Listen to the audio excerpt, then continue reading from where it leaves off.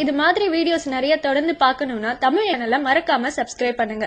கூடவே அதுக்கு பக்கத்துல இருக்க பெல் பட்டனை கிளிக் பண்ணீங்கன்னா எங்க வீடியோஸ் உங்களுக்கு நோட்டிபிகேஷன்ல வந்துரும். அதையதான் ஐயா அப்துல் கலாம் அனைத்து பாராளுமன்ற உறுப்பினரையும் சந்திச்சு பேசல, அனைத்து சட்டமன்ற உறுப்பினரையும் சந்திச்சு பேசல, நாட்டின் மதிப்புமிக்க தலைவர்களை எல்லாம் கூட்டி பேசல, பள்ளி கல்லூரிகளில் படித்துக் கொண்டிருக்க மாணவர்களையே தேடி திருப்பி பேசியதற்கு காரணம் இதுதான். ஏன் இந்த தேசத்தின் எதிர்காலம் இளம் தளிர்களிடத்திலே, இளைய தலைமுறை பிஞ்சுகளிடத்திலே, அந்த மொட்டுகள் அரும்புகளிடத்திலே இருக்கிறது. அவைதான் மலர்ந்து நறுமணம் வீச போகிறது. இந்த நாடு உலக அரங்கில் உயரப் போகிறது என்ற நம்பிக்கை வைத்திருந்ததால் அந்த மகத்தான பெருமக்கள் ஓடி வந்து செய்தார்கள்.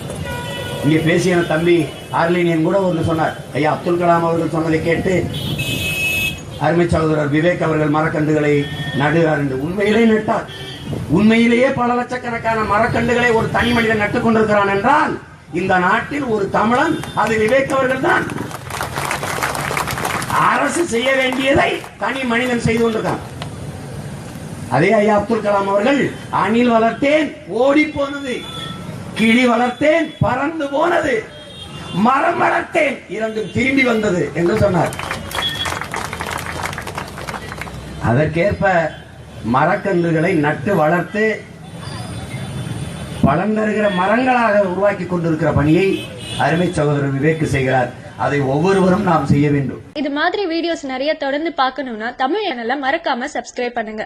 கூடவே அதுக்கு பக்கத்துல இருக்க பெல் பட்டனை கிளிக் பண்ணீங்கன்னா எங்க வீடியோஸ் உங்களுக்கு நோட்டிபிகேஷன்ல வந்துரும்.